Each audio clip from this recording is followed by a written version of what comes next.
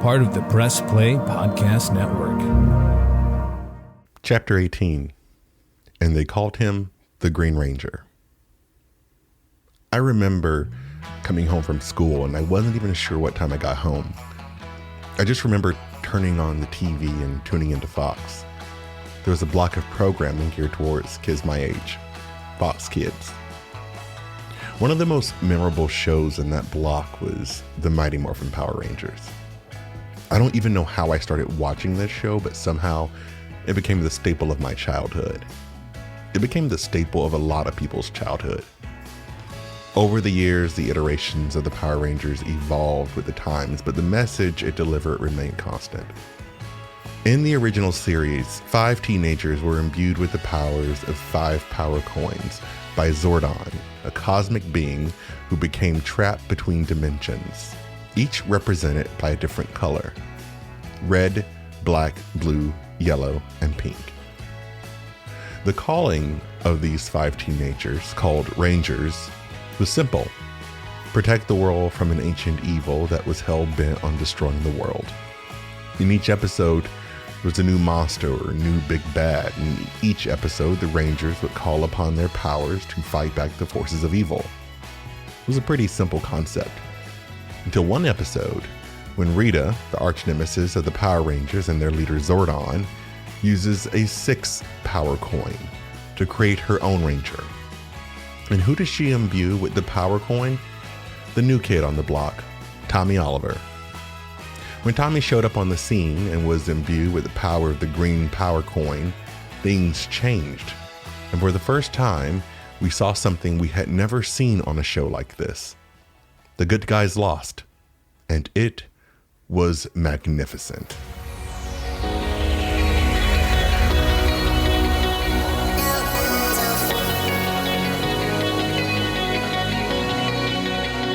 From the Hyman blog and the Press Play Podcast Network, I'm JD Hyman.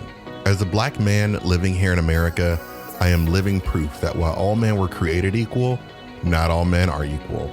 We're here to dig into the American political system, explore and unearth experiences from the human condition, and be a catalyst for some hard conversations that need to be had. Conversations that demand to be had. No matter what brought you here, I'm glad you came. Once again, my name is JD, and this is the Hyman Podcast.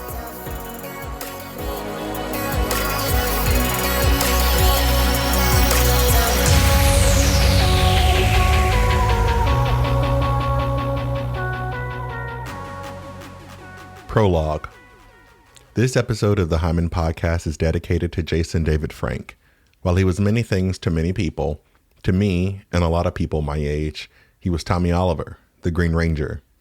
He was the big brother we never knew we needed, a hero in his own right, and he was iconic in so many ways. He lived a life in service to others, and he will be missed. Part 1. It started with a fight. When we are first introduced to the character of Tommy Oliver, he's in the middle of a martial arts match with Jason Scott. While Jason is able to hold his own, he's not quite able to best Tommy, and the match ends in a draw. With the match ending, the 5 friends decide to head back to school. While there, Kimberly runs into Tommy and invites him to hang out with the rest of their group. So from there, Rita discovers that perhaps Tommy has the potential to be just the thing she's been searching for. So she sets up a test to test his might, to see if he can hold his own against her putty patrol. And what do you know? He kicks butt. And with that, she kidnaps him, turns him into the Green Ranger, and places him under a spell. And as her first command as his empress, she unleashes him on the Rangers. Using the power coin, he's able to infiltrate the command center. When he arrives, he neutralizes Alpha 5 and begins to destroy the computer consoles in the command center, effectively disabling Zordon. When the Rangers get a cryptic distress call, they head to the command center to find it's been wrecked. Alpha 5's out of commission, and Zordon is missing. Rita, on the other hand, is just getting started. She summons a monster to wreak havoc on Angel Grove, and despite the mess at the command center, they leap into action. The monster is quickly subdued, but the Rangers encounter another problem: a new threat, a new Ranger. Originally, they're perplexed. Who is this new ranger and how is he able to defeat them with so much ease? After retreating from the battle, they return to the still damaged command center and attempt to restore Alpha 5 to full functionality. Rita continues to train Tommy in the evil ways and then allows him to return to high school, where his cold and distant behavior is immediately noticed by Kimberly, who seemingly had a crush on him up until this point. The Rangers need to prioritize getting the command center back online, and as such, Jason isn't able to fulfill an obligation to train with Tommy, who, unbeknownst to him, is evil. As Jason walks away, Tommy teleports him to the dark dimension where he has no way to teleport back or contact the other Rangers. And to add insult to injury, he now has to face Goldar without his ability to morph. As soon as the Rangers realize Jason is missing, they go on a desperate search to find him, but to no avail. With Jason left to his own devices and in mortal danger, the Rangers in the still crippled command center attempt to locate him. Kimberly and Zach track down Tommy because they remember that he was supposed to be training with him. They find Tommy, but before they're able to confront him, they're attacked by putties. They quickly subdue the gray menaces, but Tommy is long gone. Now, they're faced with the question as to why the putties didn't attack Tommy. Jason, having successfully evaded attempts on his life by Goldar, is nowhere near out of danger because now he has to face the Green Ranger. The Green Ranger is equipped with the Sword of Darkness, and just as he's about to finish Jason off, the other Rangers are able to lock onto his communicator and safely teleport him back to the command center. No sooner than Jason is free and back with his fellow Rangers, Rita strikes again, this time releasing two monsters on Angel Grove, Scorpina along with her beloved Goldar. She uses her wand to make them grow into giants, and the Rangers are left with no choice but to summon their Zords to finish the fight. But then things take a turn for the worst. Rita then casts a spell that causes a solar eclipse, which we learn the Megazord draws most of its power from the sun. While the Rangers are busy taking on two big bads, Rita sends the Green Ranger back to the command center to finish the job. But this time, Alpha 5 is waiting and traps him inside a force field. Back on the battleground, with the sun now fully eclipsed, the Rangers call upon the Power Sword for one last reserve of power. They get up, engage with Goldar and Scorpina, seemingly winning, until Rita frees the Green Ranger from Alpha 5's force field, summons him to the battlefield, grows him to match the Megazord, and with the Sword of Darkness, he's able to best the Megazord. The Rangers are ejected from the Megazord, who then separate into each of the individual Zords, and they fall into a pit of fire. The Rangers are devastated. The Zords are destroyed.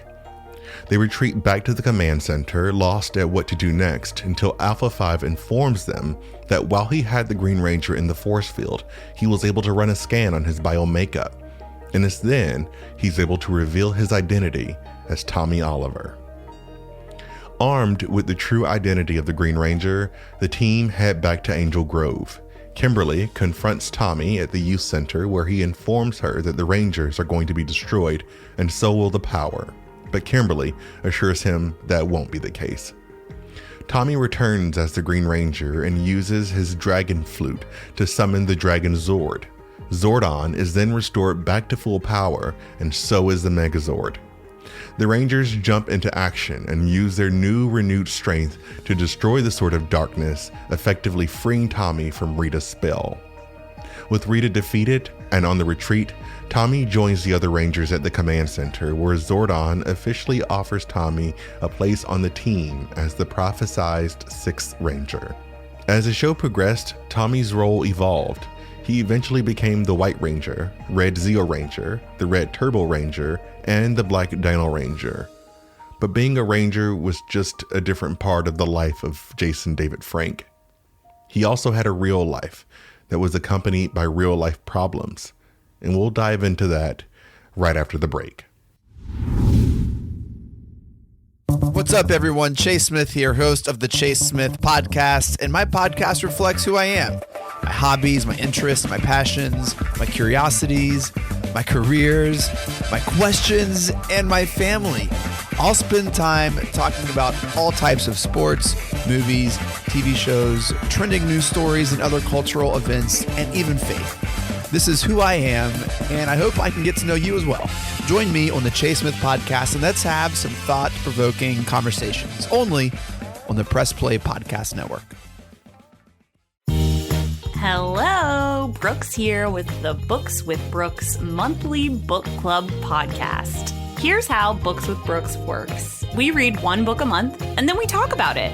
Classics like Stephen King's The Shining, debut novels like We Are the Brennans by Tracy Lang, and tons of other compelling, life-changing stories, one book and 1 month at a time. So come read along with us, and then listen in. Part 2, The Karate Kid.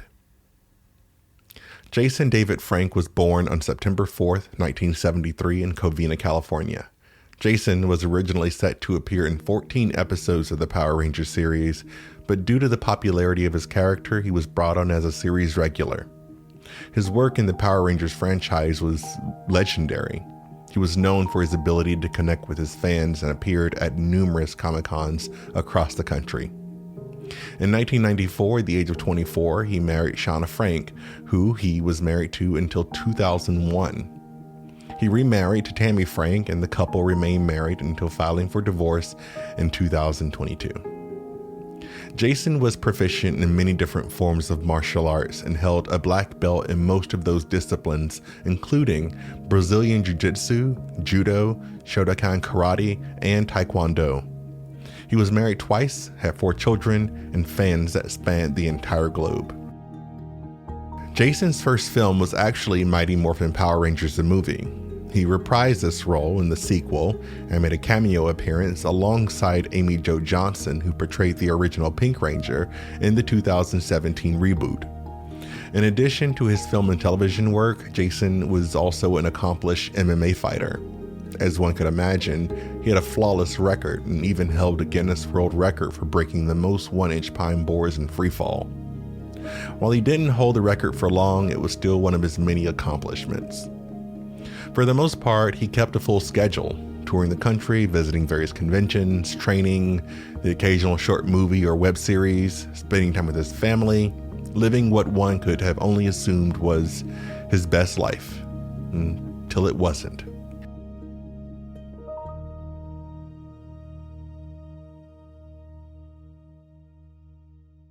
While Jason had an impressive life on the outside, the inside, however, was fraught with turmoil on a variety of levels.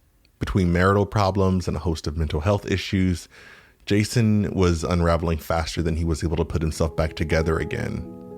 He didn't completely give up.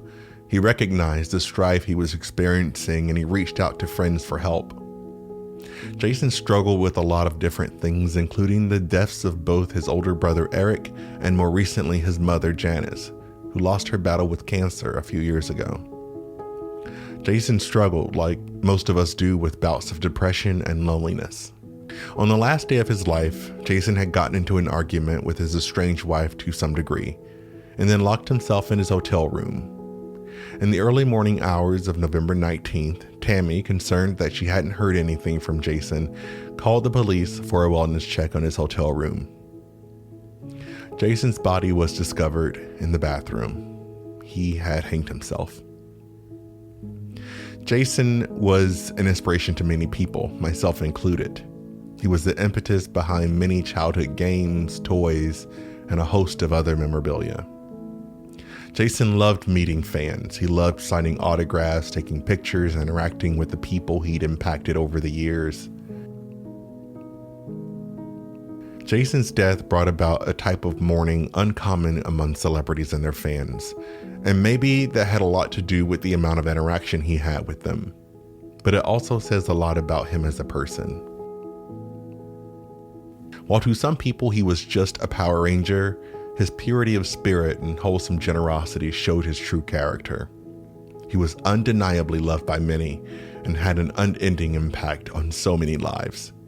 He will truly be missed. Jason was 49 years old and is survived by 4 adult children, Hunter, Jacob, Sky, and Jenna. He was known for a lot of things, and like I said earlier, he was many things to many different people. But to me, to us, you will always be the Green Ranger. And like they say, once a Ranger, always a Ranger.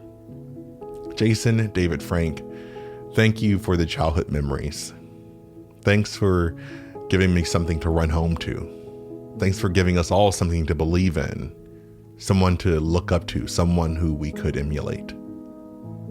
I hope that in everything we do, we serve your memory well. I hope that the kindness that once resided in you is passed on to those whose lives you touched. I hope that no matter what, we remember what you contributed to this world and not the way you left it. So here's to the Green Ranger, who came out of nowhere, shook up the world we knew, and changed it forever. Rest in power, my friend. Rest in power. If you or someone you know is struggling with depression, thoughts, or ideations of suicide, help is available by dialing 988 or texting strength to the crisis text line at 741-741, or by visiting 988lifeline.org, and you can be connected to a certified crisis counselor. Just remember one thing. You are not alone. My name is JD Hyman. This is the Hyman Podcast. I'll see you next time. The Hyman Podcast was written, edited, and produced by myself. Share with guests Whitney Hall and Mary Louise Layton co-produce and research. Cover art and branding by Kevin Aki. The theme music was composed and produced by Jim Yosef with additional music license from Epidemic Sound. The Hyman Podcast is a production of the Press Play Podcast Network.